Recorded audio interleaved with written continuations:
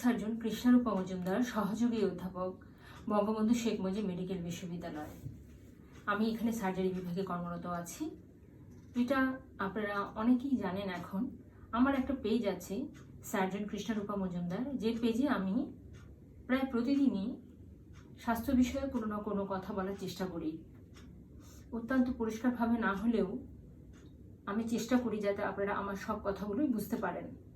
আর যেগুলো বুঝতে পারবেন না সেগুলো অবশ্যই আমাকে মেসেঞ্জারে কিংবা আমি যে পোস্ট দিয়েছি সেখানে জানাবেন।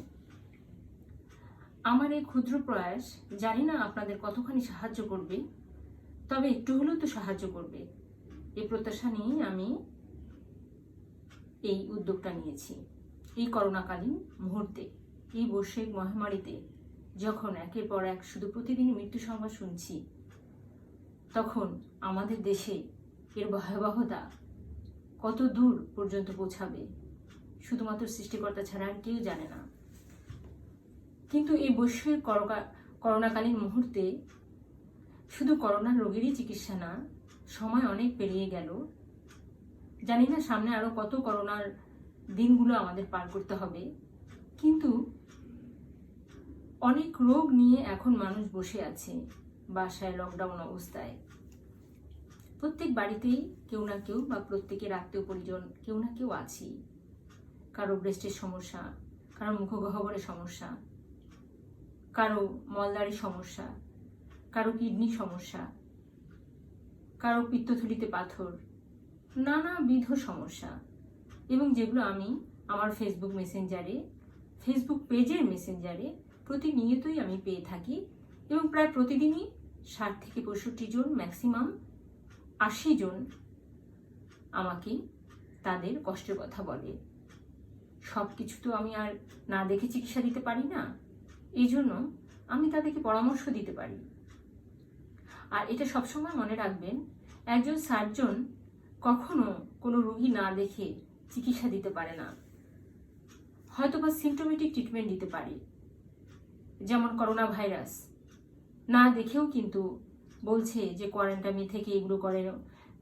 তারপরে অনেক সিমটোমেটিক ট্রিটমেন্ট দেওয়া হয়, কারণ করোনা ভাইরাস কোনো সার্জিক্যাল ডিজিজ না, এটা একটা মেডিসিনের ডিজিজ। কিন্তু করোনাকালীন মুহূর্তে সার্জারির যে রোগগুলো আছে সেগুলো নিয়ে আমি অত্যন্ত কনসার্ন।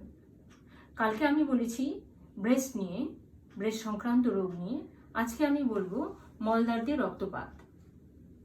কেন হচ্ছে মলদ্বারে রক্তপাত? সবাই মনে করে যে মলদ্বার দিয়ে রক্তপাত মানেই এটা পায়েস, কিন্তু সবসময় মনে রাখবেন মলদ্বার দিয়ে রক্তপাত মানেই করোনার মতো যে জ্বর, হাঁচি, কাশি হচ্ছে বা শ্বাসকষ্ট হচ্ছে, ঠিক তেমনই মলদ্বার দিয়ে রক্ত পড়া একটা রোগের উপসর্গ মাত্র। মলদ্বার দিয়ে রক্ত পড়ার অনেক কারণ থাকতে পারে। এর মানে এই নয় যে তার ফিশার বা গেজ বা ফিস্টুলা বা পাইলস এই তিনটার মধ্যে আবদ্ধ, একদম না। মলদ্বার দিয়ে রক্তপাত পড়ার অনেক কারণ আছে। আমি যদি ছোট বাচ্চা থেকে চিন্তা করে থাকি, ছোটদেরও মলদ্বার দিয়ে রক্ত পড়ে, তাদেরও ফিশার হতে পারে, তাদের রেকটাল পলিপ হতে পারে। আমি যদি সবাইকে নিয়ে বলি যে মলদ্বার দিয়ে রক্ত পড়ার কারণটা আসলে কি, সেটা হতে পারে বিভিন্নভাবে। ইনফ্লামেটরি কারণে হতে পারে, ইনফেকশাস কারণে হতে পারে, ম্যালিগন্যান্সির কারণে বা ক্যান্সারের কারণে হতে পারে, ডায়রিয়া জনিত কারণ বা ইনফেক্টিভ কোনো কারণেও মলদ্বার দিয়ে রক্তপাত করতে পারে। তা আমি যদি এক মধ্যা কথায় বলে থাকি রক্তপাতের কারণগুলো, সেগুলো হচ্ছে রেকটাল পলিপ। মানে ছোট ছোট ছোট আঙুরের মতো আপনার ক্ষুদ্রান্ত্রে বা বৃহদন্ত্রে, এমনকি পাকস্থলীতে এরকম পলিপ থাকতে পারে আঙ্গুরের মতো ছোট ছোট, যেটা কোলোনোস্কোপি করলে বা এন্ডোস্কোপি করলে আমরা দেখতে পারি এবং সেই অনুযায়ী আমরা চিকিৎসা দিয়ে থাকি। বা প্রোক্টোস্কোপি বা সিগময়েডোস্কোপিতেও আমরা এ ধরনের পলিপ পেয়ে থাকি। এছাড়া হতে পারে ইন্টারনাল ইন্টারসাসেপশন, তার মানে একটা নারীর ভিতরে আর একটা নারী ঢুকে যাওয়া। ঠিক এইভাবে একটা নারীর ভিতরে আর একটা নারী ঢুকে যায়, যেটাকে বলা ইন্টারসাসেপশন, যেটা বাচ্চাদের অনেক বেশি হয়, বড়দের যে হয় না তা না। এটা একটা ইমার্জেন্সি সার্জারি। সেক্ষেত্রে প্রচন্ড পেটে ব্যথা হয়, মলদ্বার দিয়ে রক্ত পড়ে, সূত্রপাত হয় এবং তাকে হসপিটালে ভর্তি হতে হয়। পলিপের কারণে এই মুহূর্তে যদি রক্তপাতও হয়, তাহলে এটা ইমার্জেন্সি হিসাবে আমরা নিব না এটাকে। আমি চিকিৎসার ব্যাপারটা পরে যাচ্ছি। পায়েস ফিশার ফিস্টুলা তো বললামই, এছাড়া রেকটাল ক্যান্সার বা কোলন ক্যান্সার, ক্ষুদ্রান্ত্রে ক্যান্সার হতে পারে, বৃহদান্ত্রে ক্যান্সার হতে পারে, মলদ্বারে ক্যান্সার হতে পারে, এটা রক্তপাতের একটা কারণ।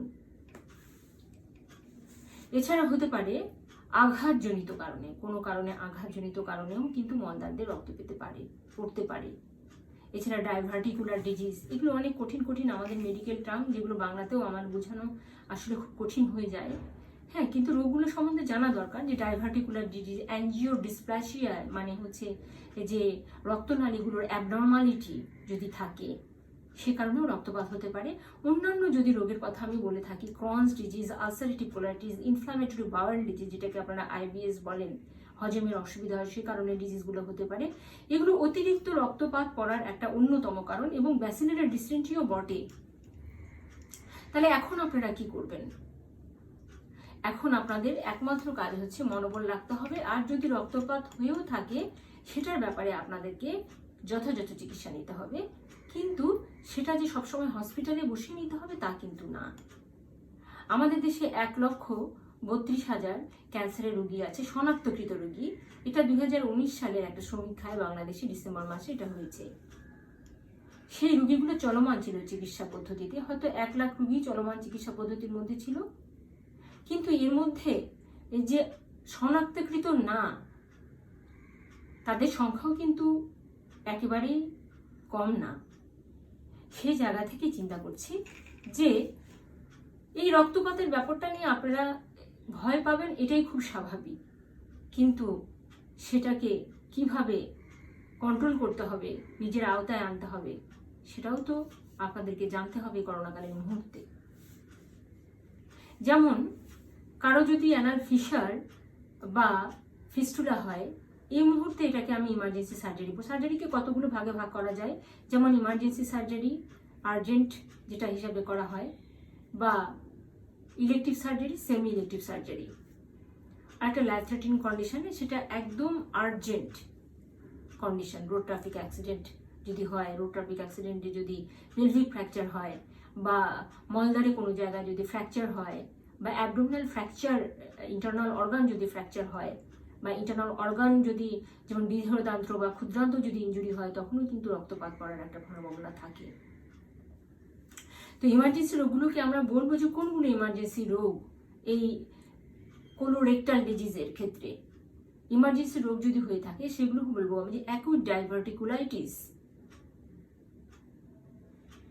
কোলাইটিস মানে কোলনে প্রদাহ, ভলভুলাস একটা নারীর সাথে আরেকটা নারী পেঁচে যাওয়া, এবং যদি ইন্টারসাসেশন মানে নারীর ভিতরে নারী ঢুকে যাওয়া, এগুলো হচ্ছে ইমার্জেন্সি। এই অবস্থায় রোগীকে হসপিটালে ভর্তি হতে হবে। এবং কারো পায়েস যদি হয় এবং কেউ যদি ডায়াবেটিক পেশেন্ট থাকে, দীর্ঘদিন ধরে চিকিৎসা করছেন না, এটা ডায়াবেটিক রোগীদেরকে আমরা সবসময় বলে থাকি যে আপনার ডায়াবেটিস এবং আপনার সাথে পায়েস, আপনি যত তাড়াতাড়ি সম্ভব অপারেশনটা করে ফেলেন ডায়াবেটিস কন্ট্রোল করে। কিন্তু অনেক সময় রোগীরা ঠিক বুঝতে পারে না, অনেক বোঝানোর পরেও তারা সিদ্ধান্ত নিতে পারে না, সার্জারিকে ভয় পায়। কিন্তু এই ধরনের রোগীরা দেখা যায় ডায়াবেটিসের কারণে যদি কারো পায়েস থাকে, সেটা প্রচন্ড ব্যথা নিয়ে প্রেজেন্টেশন করে, তখন কোনো ওষুধই কাজ হয় না, ব্যথার ওষুধ লাগে, যেটাকে আমরা বলি থ্রোম্বোসড পায়েস। মানে পায়েসের মধ্যে রক্তগুলো ক্লট বেঁধে গিয়েছে, যার কারণে প্রচন্ড ব্যথা হচ্ছে এবং এখান থেকে হার্ট অ্যাটাকের সম্ভাবনা থাকে। সেক্ষেত্রে ডায়াবেটিসটা স্ট্রিক্টলি মেনটেন করা অত্যন্ত জরুরি। তার সাথে তো হাঁটাহাঁটি, এক্সারসাইজ, এগুলো কন্ট্রোল করতে হবে, স্বাস্থ্য সুরক্ষিত রাখতে হবে। অ্যানাল ফিশার যদি হয়, এটাকে আমি ইমার্জেন্সি সার্জারি বলবো না, কারণ অ্যানাল ফিশারের চিকিৎসা হচ্ছে যে আপনি যদি এর সাথে অনেকে আরো অনেক সমস্যা নিয়ে আসে, কিন্তু শুধু মলদ্বার দিয়ে রক্ত পড়া না, এর সাথে অন্যান্য যে সিমটম বা উপসর্গগুলো আসে, সেগুলো হচ্ছে যে অনেকে বলে আমার ইচিং হচ্ছে, যে চারিদিকে আমার ইচিং হয়, মানে ইচিং হয় মানে চুলকায়। অনেকে বলে যে আমার মলদ্বারে কিছু একটা বের হয়ে যাচ্ছে, অনেকে বলে যে আমার মলদ্বারে যে রক্তটা বের হচ্ছে সেটা মুরগি জবাই করলে যেরকম একদম ফ্রেশ ব্লাড বের হয় সেরকম। কিন্তু অনেকেও আবার কাছ থেকে যখন আমরা শুনি যে রক্তের রংটা কেমন, তখন মনে করে রক্তের রং তো লাল, কিন্তু না, রক্তের রঙও আমাদের কাছে অনেক সিগনিফিকেন্ট। যদি ব্ল্যাক কালার রক্ত হয়, এক ধরনের রসের যদি ব্ল্যাকিশ বা দুর্গন্ধ হয় রক্ততে, বা যদি রক্তের কালারটা একটু অল্টার্ড হয়, সেটাও আমাদের কাছে অনেক একটা পয়েন্ট রোগ ডায়াগনোসিস করার ক্ষেত্রে। আবার অনেকে অল্টারেশন অফ বাওয়েল হ্যাবিট, মানে হচ্ছে যে অ্যাবনর্মাল বাওয়েল হ্যাবিট, মানে আপনি ঠিক স্বাভাবিক নিয়মে যখন আপনি মলত্যাগ করছেন, সেটা না হয়ে দেখা যাচ্ছে এই যে আপনি দিনের মধ্যে 4 থেকে 5 বার আপনি যাচ্ছেন ওয়াশরুমে, মলত্যাগ করছেন, এবং এর সাথে দেখা যাচ্ছে কখনো কনস্টিপেশন হচ্ছে, কখনো কনস্টিপেশন ফলোড বাই ডায়রিয়া, মানে কনস্টিপেশন হচ্ছে একবার ডায়রিয়া হচ্ছে, এবং এর সাথে রক্তপাত হচ্ছে। আবার অনেক সময় শুধু ডায়রিয়া হচ্ছে, আর অনেক সময় শুধু increasingly day by day constipation এবং রক্তপাত হচ্ছে। এই যে বিভিন্ন সাইন সিমটমগুলো আমরা রোগীর কাছ থেকে শুনি, এই ধরনের যদি রোগীগুলো হয়, তাহলে এগুলোকে আমরা পায়েস বলবো না, এগুলোকে আমরা ক্যান্সারের মতো চিন্তা করব। তবে হ্যাঁ, কোনো কিছুই আমি কোনো সিদ্ধান্তে পৌঁছাতে পারবো না যেটা ক্যান্সার বা মলদ্বারের যে কোনো রোগ। এক মলদ্বারের রক্তপাত নিয়ে এই যদি একটা হিস্ট্রি কেউ আমাদেরকে দেয় যে আমার মলদ্বার দিয়ে রক্ত যাচ্ছে, তাহলে এখান থেকে আমরা আমাদের চিকিৎসা পদ্ধতি, মানে অপারেশন করা তো অনেক পরের বিষয়, তার আগে আমরা অনেক পরীক্ষা নিরীক্ষা করে থাকি, বেড সাইড পরীক্ষা যেটাকে বলা হয়। যেমন এই যে অন্তত আমরা ফিঙ্গার ইন্ট্রোডিউস করে দেখি যে তার ভিতরে কোনো ফিশার আছে কিনা, ফিশারটা কতদূর পর্যন্ত, বা কেটে যাওয়াটা কতদূর পর্যন্ত গেল, বা ফিস্টুলাটা কেমন, বা ফিস্টুলার কোনো ট্র্যাক্ট আছে কিনা, এবং এখানে কোনো পলিপ দেখা যায় কিনা, হাত দিয়ে ফিল করা যায় কিনা ফিঙ্গার ইন্ট্রোডিউস করে, এবং কোনো গ্রোথ আছে কিনা, বা ক্যান্সারের মতো কোনো চাকা বা গ্রোথ আছে কিনা, যেটা কারণে রোগীর কনস্টিপেশন হচ্ছে বা মলত্যাগ করতে অসুবিধা হচ্ছে। তো একজন কোলোরেক্টালের রোগী বা মলদ্বার দিয়ে রক্ত যাওয়া রোগীকে সত্যি অনেক কঠিন হয়ে যায় যে শুধু মলদ্বার দিয়ে রক্ত যাচ্ছে, এই জন্য আমি একটা ওষুধ দিয়ে দিলাম। এটা কোনো সিমটোমেটিক ট্রিটমেন্ট এই ডিসিপ্লিনে নাই কোলোরেক্টাল সার্জারি।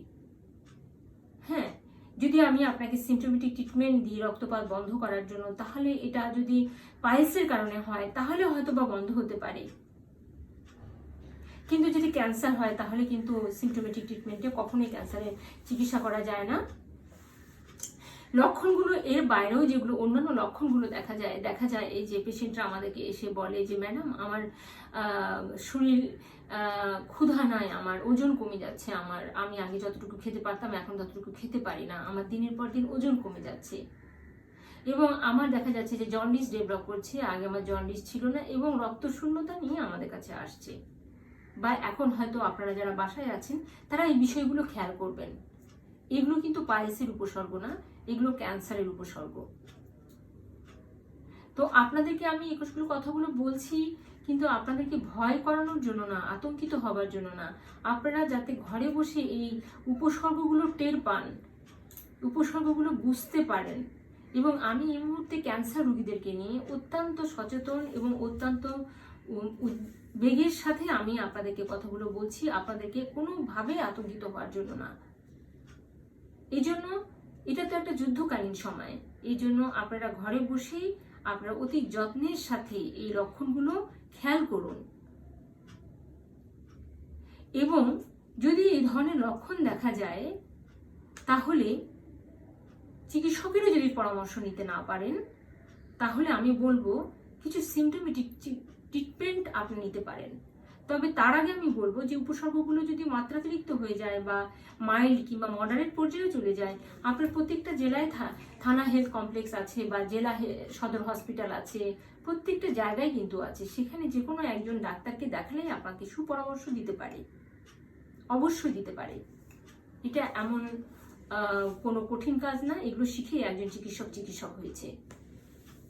আর যখন অন্যান্য বিশেষজ্ঞ চিকিৎসকের আপনার শরণাপন্ন হবেন তখন সেটা আলাদা ব্যাপার, তখন তো সেটা আলাদা অ্যাপ্রোচে এবং আলাদা প্রোটোকল মেনটেন করে সে চিকিৎসাটা হবে। তো অনেকগুলো কারণ বললাম আপনাদেরকে, উপসর্গগুলোও বললাম আপনাদেরকে। হ্যাঁ, উপসর্গগুলোর মধ্যে হয়তো অনেকে দেখা যাচ্ছে যে ডায়রিয়া হচ্ছে, ডায়রিয়ার কারণেও কিন্তু অনেকের ব্লিডিং হতে পারে, আবার অনেকের কৃমি থাকলেও কিন্তু ব্লিডিং হতে পারে। অনেক কারণ আছে, আসলে এত কম সময়ে অনেক কিছু বলা সম্ভব না, তারপর আমি বলার চেষ্টা করছি। তো আমি যদি সিমটোমেটিক ট্রিটমেন্ট দিতে চাই আপনাদেরকে ক্যান্সার বাদে, তাহলে ধরেন যাদের পাইলস হলো, তাদের যদি কনস্টিপেশন থাকে, তাহলে স্টুলটাকে নরম রাখার চেষ্টা করবেন বিভিন্নভাবে। অনেক ল্যাকটুলেস পাওয়া যায়, অনেক ক্যাপসুল পাওয়া যায়, যেমন লুবিপ্রোস্টন, বিভিন্ন লুবিল্যাক্স বা আরও অনেক লুবিল্যাক্স ছাড়াও এরকম জাতীয় অনেক কিছু পাওয়া যায়, অ্যাভোল্যাক পাওয়া যায়, সিরাপ অ্যাভোল্যাক পাওয়া যায়, বাচ্চাদের ল্যাকটুলেস পাওয়া যায়, বাচ্চাদেরও সিরাপ পাওয়া যায় স্টুলটাকে নরম রাখার জন্য, যদি ওষুধের পরামর্শ নিতে হয়। আর বাসায় আপনি সবজি জাতীয় খাবার বেশি করে খাবেন। শক্ত খাবারের মধ্যে মাছ খেতে পারেন, ছোট মাছ খেতে পারেন, বড় মাছও খেতে পারেন, কিন্তু যে সমস্ত জিনিসে আপনার কনস্টিপেশন হচ্ছে খেয়াল করবেন। ফলমূলের মধ্যে পেয়ারাটা কিন্তু কনস্টিপেশন করে, তাই বলে আমি বলবো না যে পেয়ারা খাবেন না, কিন্তু খাবেন আপনারা। হ্যাঁ, কিন্তু আপনার যদি কনস্টিপেশনের প্রবলেম থাকে তাহলে পেয়ারা পরিমিত পরিমাণে খাবেন আপনারা। কিন্তু পেয়ারা কিন্তু ইমিউনিটি বুস্ট আপ করে। তা আমরা আসলে অনেক একটা জর্জরিত অবস্থার মধ্যে পড়ে গেছি যে এটা করলে এটা করা যাবে না, একটার সাথে আর একটা লিঙ্কড কিন্তু বিষয়গুলা। কিন্তু এখন আমাদের ফার্স্ট প্রায়োরিটি করোনা, এবং করোনাকালীন মুহূর্তে আপনাদেরকে একটু সুস্থ রাখার একটু আপ্রাণ চেষ্টা করছি মাত্র। কনস্টিপেশন কিন্তু আরো অনেকভাবে ভালো করা যায়। আপনি তিসি বীজ খেতে পারেন, যেগুলোকে আমরা বলি ফ্লেক্স সিড, সেটা দিয়ে করা যায়। গরম দুধ খেতে পারেন, ইসবগুল খেতে পারেন, শাকসবজি, প্রচুর শাকসবজি তো খেতে পারেনই, সবজির উপর নির্ভর হয়ে যান, ডাল খেতে পারেন, পেঁপে, লাউ, এগুলো কিন্তু কনস্টিপেশন দূর করার জন্য অত্যন্ত জরুরি। আর যাদের অ্যানাল ফিশার আছে তারা অন্তত এতটুকু জানেন যে কনস্টিপেশনটা অবশ্যই এটাকে সফট করতে হবে। এবং যদি স্টুল পাস করার সময় পেইন ফিল করেন, তখন আপনারা এক ধরনের জেলি ব্যবহার করতে পারেন, যেটাকে বলা হয় জেসোকেন জেলি। এটা স্টুল পাস করার আগে আপনি 1 to 2 মিনিটস যদি আপনি 1 ফিঙ্গার জাস্ট 1 সেন্টিমিটার ইন্ট্রোডিউস করে ভিতরে এটাকে জাস্ট মাসেজ করতে পারেন, তাহলে স্টুল পাসটা সহজে হয়ে যায়। এবং স্টুল পাসের পরে যদি ব্যথা হয়, আপনি হিপ বাথ নিতে পারেন উষ্ণ গরম পানিতে, এক বলে উষ্ণ গরম পানিতে পমিসের সলিউশন দিয়ে ওর মধ্যে একটু লবণ মিশিয়ে প্রায় 10 to 15 মিনিটস আপনারা বসে থাকতে পারেন। এটা পায়েস রোগীরাও করতে পারে, ফিস্টুলার রোগীরাও করতে পারে। কিন্তু আদার যে অসুখগুলো থেকে গেল, যে রক্ত যাচ্ছে, তাদের ক্ষেত্রে কি হয়? আসলে রক্ত শূন্যতা হয়। তাহলে রক্ত শূন্যতা, রক্তপাত বন্ধ করার জন্য আপনারা হঠাৎ করে ট্র্যাক্সিল বা ট্রানেক্সামিক অ্যাসিড এগুলো খেয়ে ফেলেন না এই মুহূর্তে অন্তত। কারণ অনেকে বলে যে ট্র্যাক্সিল খেলে রক্তপাত বন্ধ হয়ে যায়, এটা সাময়িক হয়তো বন্ধ হয়, কিন্তু ট্র্যাক্সিল কিন্তু আপনার এই ওষুধটা এই রোগের জন্য না, বা ট্রানেক্সামিক অ্যাসিড। হ্যাঁ, তো এই ক্ষেত্রে আপনি সাময়িক বন্ধ করার জন্য রোগটাকে পুষে রাখবেন না। রক্ত যতটুকু যাচ্ছে, আপনার শরীরে 5 থেকে 6 লিটার রক্ত আছে। যদি আপনার রক্ত গিয়েই থাকে, আপনার তো লিটার লিটার রক্ত বের হচ্ছে না, হয়তো বা কম পরিমাণে, হয়তো বা দেখা যাচ্ছে যে 10 সিসি বা 5 সিসি বা 2 সিসি বা 3 সিসি, কারো 1 ড্রপ যাচ্ছে। এটা আপনি খাবার দাবারের মাধ্যমে পুষিয়ে নেবেন। যে সমস্ত খাবার, যেমন কচু শাক, কচু, তারপর কাঁচা কলা যদিও কনস্টিপেশন করে, যাদের কনস্টিপেশন নাই তাদের ক্ষেত্রে বলছি, এবং গরম দুধ, এই ধরনের পুষ্টিকর খাবার খাবেন, তাহলে অ্যানিমিয়াটা বা রক্তশূন্যতা দূর হয়ে যাবে। কিন্তু ক্যান্সার রোগীর ক্ষেত্রে আমি বলবো আপনারা একটু সজাগ থাকবেন যে আপনার অল্টারেশন অফ বাউল হ্যাবিট বা অ্যাবনর্মাল বাউল হ্যাবিট হচ্ছে কিনা। কখনো কনস্টিপেশন, কখনো ডায়রিয়া, কখনো কনস্টিপেশন ফলোড বাই ডায়রিয়া, বা দেখা যাচ্ছে রক্তপাত হচ্ছে, বা স্টুল পাস হওয়ার আগেই ব্লিডিং হচ্ছে, অনেকে স্টুল পাস হওয়ার পরেই ব্লিডিং হচ্ছে, অনেকে স্টুলের সাথে মিক্স হয়ে ব্লাড যাচ্ছে। এগুলো কিন্তু আমরা খুব স্বাভাবিক দৃষ্টিতে দেখবো না। আমরা যারা কোলোরেক্টাল সার্জন বা কোলোরেক্টাল সার্জারিতে কাজ করছে, যে কোনো সার্জনই এগুলো খুব স্বাভাবিক দৃষ্টিতে দেখবে না। এই রোগে আপনার রক্তের রংটাও দেখতে হবে, যে রক্তের রংটা কেমন। আসলে অনেকে দেখা যাচ্ছে গ্যাস্ট্রিক প্রবলেম যদি হয়, রক্তের রংটা একদম আলকাত্রার মতো কালো হয়। হ্যাঁ, কিন্তু যখন নিচের দিকে চলে আসে, যেমন বৃহদান্ত্রে চলে আসে বা রেকটামে যদি কোনো কিছু চলে আসে, তখন রক্তের রংটা, কালারটা একটু স্বাভাবিক থেকে অস্বাভাবিক হয়, জাস্ট খয়েরি রকমের হয়। এই কালারগুলো আসলে কালারগুলো উপরে অনেক কিছু ডিপেন্ড করে।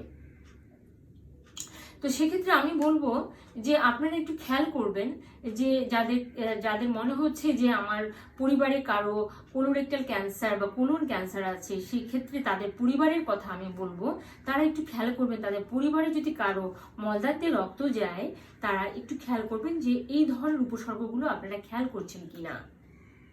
অল্টারনেশন অফ বাউল হ্যাবিট বা অ্যাবনর্মাল বাউল হ্যাবিট বা কনস্টিপেশন ফলোড বাই ডায়রিয়া বা blood passes of blood with স্টুল mixed with স্টুল।